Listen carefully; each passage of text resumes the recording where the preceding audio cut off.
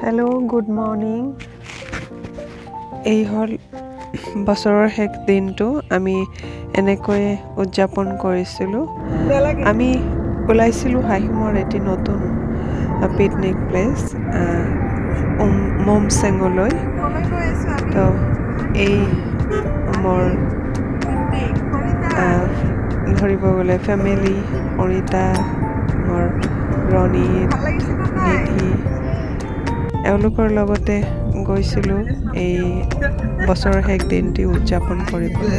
খুব সুন্দৰ ঠাই, চাৰিওপিনে পাহাৰ, মাজতে কুলকুলাই এটা নদী বৈ আছে। তো নিধি আৰু ৰণিতে আৰু পৰিণীতৰ ছোৱালী দুজনী মানে চায়ে ইমান মানে ফূৰ্তি কৰিছে। এই চাওক, গৈয়ে পানীলৈকে নুমি গৈছে। লাহে লাহে ময়ো নুমি গৈছিলোঁ, তেওঁলোকৰ ফূৰ্তিত নধৰা হৈছে। পানীবোৰ ইমান চাফা, চাওক খেলি ইমান ভাল পাইছে। তো এই মুহূৰ্তবোৰ খুব অতুলনীয়। এই এনেকৈ মকলৈ ফুৰিছিলে প্ৰণীতাই, খুব মানে ভাল লাগিছিলে। পানীখিনি ঠাণ্ডা, মই বেছি সময় থাকিব নোৱাৰিলোঁ যিহেতু।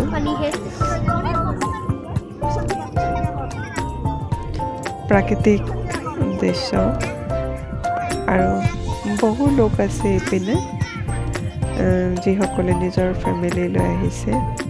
বছৰৰ এটা দিন, শেষটো দিন খুব ভালকৈ মানে পাৰ হ'ল।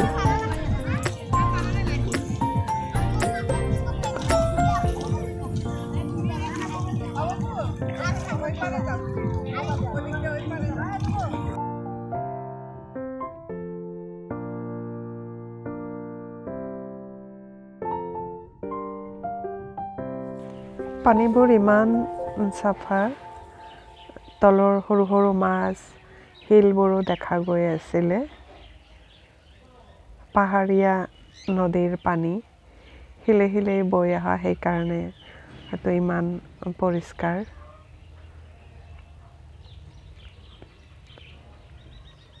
আমি দুপৰীয়া ভাগত গৈছিলোঁ। এয়া ৰণিত, নিধিৰ সৈতে এইদৰে এনেকৈ বাঁহৰ এই পুলটোৰে খোজকাঢ়ি মোৰ খুব মানে মনটো ভাল লাগিছে।